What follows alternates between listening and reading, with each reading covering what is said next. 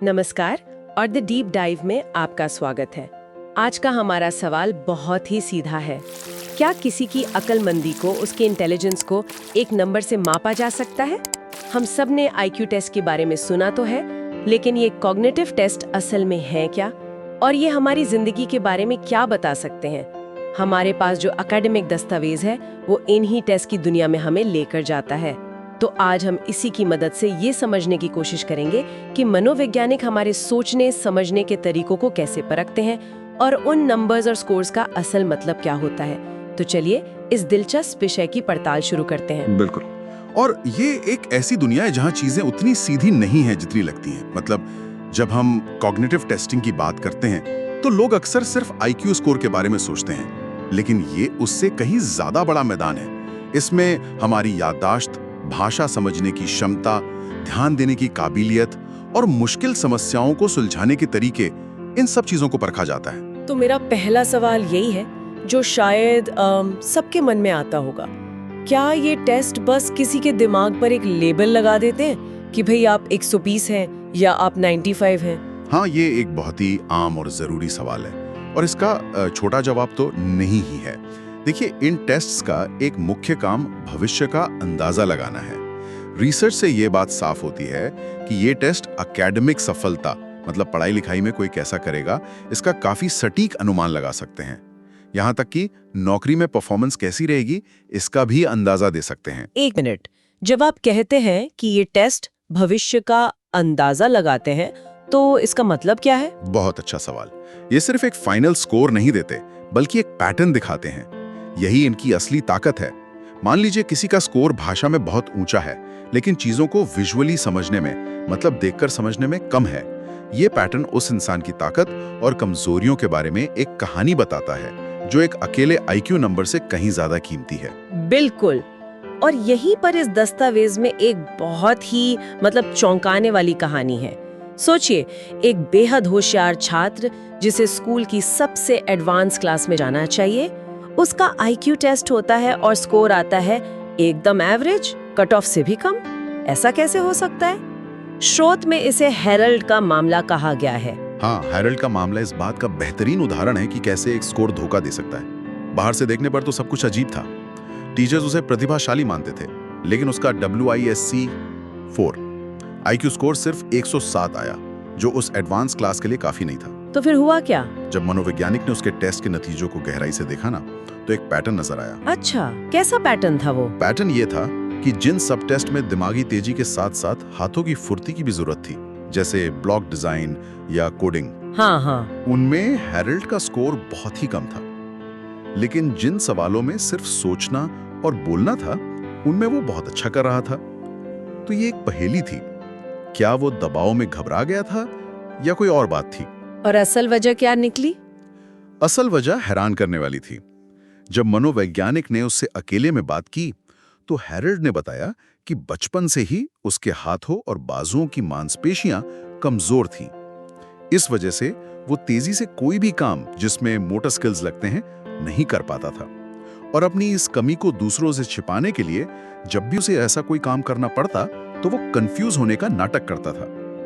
Test के दौरान भी उसने यही किया। अरे बाप रे! तो उसका स्कोर उसकी बुद्धि को नहीं, बल्कि उसकी एक शारीरिक मजबूरी को दिखा रहा था। बिल्कुल। ये मामला हमें सबसे बड़ा सबक सिखाता है। एक आईक्यू स्कोर अंतिम फैसला नहीं है, वो तो जांच पड़ताल की बस एक शुरुआत है।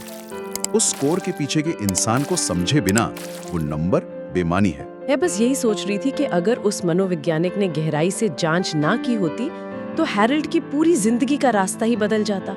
उसे औसत मान लिया जाता, जबकि वो प्रतिभाशाली था। ये तो बहुत बड़ी जिम्मेदारी है। बहुत बड़ी।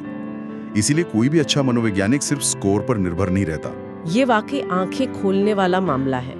लेकिन क्या ये एक दुर्लभ अपवाद नहीं है? ज्यादातर मामलों में क्या एक आईक्यू स्कोर काफी हद तक सही तस्वीर नहीं दिखाता? या हम हर औसत स्कोर के पीछे ऐसी कोई छिपी हुई कहानी ढूंढने लगे? हाँ, ये बात तो सही है। बेशक हर औसत स्कोर के पीछे हेरल्ड जैसी कहानी नहीं होती। ज्यादातर मामलों में स्कोर व्यक्ति की क्षमताओं का एक अच्छा स्नैपशॉट देते हैं। लेकिन हेरल्ड का मामला हमें हमेशा याद दिलाता है कि कॉन्टेक्स्ट यानी संदर्भ कितना जरूरी है। दस्तावेज भी इसी बात पर जोर देता है कि स्कोर की व्याख्या हमेशा एक परिकल्पना, मतलब एक हाइपोथेसिस की तरह की होनी चाहिए। ठीक है, तो अकादमिक और व्यावसायिक भविष्यवाणियों पर वापस आते हैं। क्या सच में एक IQ स्कोर ये बता सकता है कि कोई अपनी नौकरी में कितना सफल होगा? ये सुनने में थोड़ा अजीब लगता है। हाँ, और इस पर बहुत रिसर्च हुई है और आंकड़े एक दिलचस्प कहानी बताते हैं। एक बड़े अध्ययन में पाया गया कि जिन लोगों के प्रोफेशन में बहुत ज्यादा ट्रेनिंग की जरूरत होती है, जैसे डॉक्टर, वकील, हाँ, या इंजीनियर, हाँ, उनका औसत IQ 125 के आसपास था। वहीं अकुशल श्रमिकों का औसत IQ 87 के करीब था। तो एक सीधा संबंध तो दिखता है। लेकिन यहाँ एक और दिलचस्प बात है, ये टेस्ट उन नौकरियों में सफलता की भविष्यवाणी करने में ज्यादा कारगर होते हैं जो जटिल होती हैं, जैसे मैनेजर, सेल्स पर्सन। इन नौकरियों में हर दिन नई समस्याओं को सुलझाना पड़ता है और शोध यह भी बताता है कि अगर इंटेलिजेंस टेस्ट के साथ ईमानदारी का टेस्ट और वर्क सैंपल मिला दिया जाए तो भविष्यवाणी की सटीकता और भी बढ़ जाती है। कर भी सकते हैं या नहीं। इसी से जुड़ा एक और आइडिया है मूल्यांकन की शैली का। मतलब ये नहीं कि जवाब सही है या गलत, बल्कि ये कि जवाब दिया कैसे गया। बिल्कुल सही। कभी-कभी गलत जवाब सही जवाब से ज्यादा जानकारी दे जाता है। दस्तावेज में कुछ बहुत ही रोचक उदाहरण दिए गए हैं। हाँ, मैंने भी पढ़े। जैसे एक सवाल था WASI 3 टेस्ट से, पैराडाइज लॉस्ट किसने लिखी? और एक काल्पनिक जवाब था, शायद किसी कैथोलिक ने, लेकिन जब से पोप ने चीजें बदलनी शुरू की, उन्होंने इसका नाम बदल दिया। ये तो बहुत ही अजीब जवाब है। अजीब है और जानकारी से भरा हुआ है। तकनीकी रूप से ये जवाब गलत है, लेकिन ये उस व्यक्ति के सोचने के तरीके के बारे में बहुत कुछ बता रहा है। ये किसी तरह के शक या किसी साजिश के विश्वास की तरफ इशारा करता है। या एक और उदाहरण लीजिए। सवाल था, पैसे बैंक में रखने का क्या फायदा है? और जवाब, कोई फायदा नहीं है, वहां बहुत बदमाश है, लेकिन एक दिन उन्हें उनकी सजा मिलेगी। इस जवाब से तो दुनिया के प्रति एक गहरी नाराजगी और अविश्वास का पता चलता है। ठीक समझे। ये जवाब हमें व्यक्ति की चिंताओं, उसके डर और दुनिया को देखने के उसके नजरिए की एक झलक देते हैं। हालांकि यहाँ एक चेतावनी भी जरूरी है। पहले कुछ मनोवैज्ञानिक मानते थे कि ऐसे पैटर्न से सिजोफ्रेनिया जैसी मानसिक बीमारियों का पता लगाया जा सकता है, लेकिन बाद की रिसर्च ने दिखाया कि ऐसा नहीं है। ये सिर्फ संकेत हो सकते हैं, पक्का सबूत नहीं। तो किसी के जवाब देने का स्टाइल हमें उसके सोचने के पैटर्न की एक झलक देता है। और अगर हमें उस पैटर्न की और भी गहरी जांच करनी हो, खासकर जब शक हो कि दिमाग में कोई चोट या बीमारी है, यहीं पर न्यूरोसाइकोलॉजिकल असेसमेंट की भूमिका आती होगी, है ना? ये सामान्य कॉग्निटिव टेस्टिंग से कैसे अलग है? ये एक बहुत ही अहम फर्क है।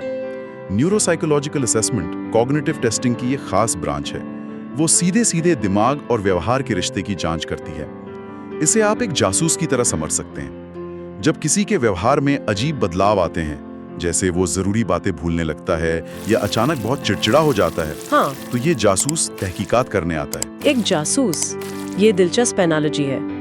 तो ये जासूस काम कैसे करता है? सबसे पहले ये जासूस सुराग इकट्ठा करता है। मतलब वो ये देखता है कि व्यक्ति की क्षमताओं में क्या बदलाव आए हैं, कौन सी मानसिक क्षमताएं अभी भी मजबूत हैं और कौन सी कमजोर पड़ गई हैं। फिर वो इन सुरागों को बायोलॉजिकल सबूतों से जोड़ने की कोशिश करता है। क्या टेस्ट के नतीजों का संबंध दिमाग में लगी किसी चोट, किसी बीमारी या किसी ट्यूमर से है? यानी वो अपराधी को पहचानने की कोशिश करता है। बिल्कुल। क्या ये अपराधी कोई न्यूरोलॉजिकल बीमारी है, जैसे अल्जाइमर या स्ट्रोक, या फिर कोई मनोवैज्ञानिक कारण है, जैसे बहुत ज्यादा डिप्रेशन या चिंता? कभी-कभी डिप्रेशन में भी याददाश्त इतनी कमजोर हो जाती है कि लगता है जैसे कोई न्यूरोलॉजिकल समस्या हो। ये जासूस इन दोनों में फर्क करने में मदद करता है। और एक बार अपराधी का पता चल जाए तो उसके बाद क्या होता है? उसके बाद ये जासूस समय के साथ मामले पर नजर रखता है। क्या इलाज के बाद मरीज की हालत में सुधार हो रहा है? इससे इलाज की प्रभावशीलता का पता चलता है। ये पुनर्वास यानी रिहैबिलिटेशन के लिए एक रोड मैप भी तैयार करता है। और अंत में ये परिवार को शिक्षित करता है, उन्हें मरीज की सीमाओं को समझने में मदद करता है ताकि वे बेहतर ढंग से देखभाल कर सकें। ये तो बहुत ही व्यापक प्रक्रिया है। ये सिर्फ एक समस्या का पता नहीं लगाती, बल्कि उसके समाधान और मैनेजमेंट का पूरा रास्ता दिखाती है। तो इस तरह की जासूसी करने के लिए, इन आकलनों को करने के लिए किस तरह के उपकरणों या टेस्ट का इस्तेमाल किया जाता है? हाँ, उपकरणों की एक पूरी दुनिया है। हर टूल का अपना एक खास मकसद होता है। चलिए कुछ अलग अलग तरह के टेस्ट देखते हैं कि वे क्या करते हैं। जरूर। एक तरफ है वेक्सलर परिवार के टेस्ट, जैसे विस्क बच्चों के लिए और वाइस वयस्कों के लिए। ये शायद सबसे मशहूर है। इन्हें आप एक जनरल फिजिशियन की तरह समझ सकते हैं, जो आपका पूरा बॉडी चेकअप करता है। ये सिर्फ एक IQ स्कोर नहीं देते, बल्कि दिमाग की अलग-अलग क्षमताओं जैसे भाषा, लॉजिक, याददाश्त, इन सब का एक पूरा प्रोफाइल बनाते हैं। ठीक है, ये तो एक ऑलराउंडर टेस्ट हो गया। लेकिन सोचिए, अगर कोई बच्चा बोल नहीं सकता या उसे भाषा की कोई दिक्कत है या वो किसी और देश से आया है और हमारी भाषा नहीं जानता, तब तो वेक्सलर टेस्ट काम नहीं करेगा। एकदम सही पकड़ा। और यहीं पर दूसरे तरह के स्पेशलिस्ट उपकरण काम आते हैं, जैसे लाइटर R या यूनिट जैसे नॉन वर्बल टेस्ट्स। इन टेस्ट की खासियत यह है कि इनमें बोलने की बिल्कुल जरूरत नहीं होती। व्यक्ति को सिर्फ इशारों से या चित्र चुनकर जवाब देना होता है। ये भाषा की दीवार को हटा देते हैं और सीधे सीधे सोचने समझने की क्षमता को मापते हैं। तो टूल का चुनाव इस पर निर्भर करता है कि हम क्या और किसका माप रहे हैं। ये वन साइज फिट्स ऑल वाला मामला नहीं है। बिल्कुल भी नहीं। और एक तीसरा उदाहरण इस बात को और भी साफ कर देगा। एक टूल है ब्रीफ। ये बच्चे के एग्जीक्यूटिव फंक्शंस को मापता है। एग्जीक्यूटिव फंक्शंस, ये थोड़ा टेक्निकल शब्द है। इससे आप दिमाग का CEO समझ सकते हैं। यही है जो प्लानिंग करता है, ध्यान भटकने से रोकता है, भावनाओं को कंट्रोल करता है। जिन बच्चों में ADHD जैसी समस्या होती है, उनका यही CEO थोड़ा कमजोर होता है। अब दिलचस्प बात यह है कि ब्रीफ ये नहीं देखता कि बच्चा टेस्ट में क्या करता है। तो फिर ये मापता कैसे है? ये माता पिता या शिक्षकों से सवाल पूछता है। ये एक प्रश्नावली है जिसमें ऐसे सवाल होते हैं, क्या आपका बच्चा अपना होमवर्क भूल जाता है? क्या वो छोटी छोटी बातों पर आपा खो देता है? मतलब ये टेस्ट लैब की परफॉर्मेंस को नहीं, बल्कि असल जिंदगी के व्यवहार को मापता है। तो आप देख सकते हैं कि कैसे अलग अलग उपकरण एक ही पहेली के अलग अलग टुकड़ों को उजागर करते हैं। ये तो वाकई कमाल है। तो आज की चर्चा से ये बात बिल्कुल साफ है कि कॉग्निटिव टेस्ट सिर्फ नंबर देने वाली मशीनें नहीं है। ये बहुत ही शक्तिशाली और सूक्ष्म उपकरण है जो शिक्षा से लेकर स्वास्थ्य और नौकरी तक जिंदगी के हर पहलू में हमारी मदद कर सकते हैं। बिल्कुल सही। और अगर आज की चर्चा से कुछ मुख्य बातें याद रखनी हो तो वे ये हैं। पहली, एक टेस्ट स्कोर सिर्फ एक शुरुआती बिंदु है, कहानी का अंत नहीं। दूसरी, हेरल्ड का मामला हमें सिखाता है कि संदर्भ यानी कॉन्टेक्स्ट ही सब कुछ है। और तीसरी, किसी व्यक्ति का प्रदर्शन सिर्फ इस बात पर निर्भर नहीं करता कि वह क्या जानता है, बल्कि इस पर भी कि वो जवाब कैसे देता है। और इसी के साथ मैं इस दस्तावेज के अंतिम हिस्से का जिक्र करते हुए एक विचारणीय सवाल के साथ इस चर्चा को समाप्त करना चाहूंगी। रिसर्च हमें ये भी बताती है कि टेस्ट स्कोर बाहरी चीज़ों से बहुत प्रभावित हो सकते हैं, जैसे तनाव, घर में लड़ाई झगड़ा, खराब खान पान या बार बार स्कूल बदलना। तो अंतिम विचारणीय प्रश्न ये है, अगर हमारी सोचने समझने की क्षमता को मापने वाले ये टेस्ट हमारी बाहरी परिस्थितियों से इतने ज़्यादा प्रभावित हो सकते हैं, तो क्या कोई भी स्कोर कभी भी किसी व्यक्ति की वास्तविक क्षमता का पूरा और सच्चा माप दे सकता है?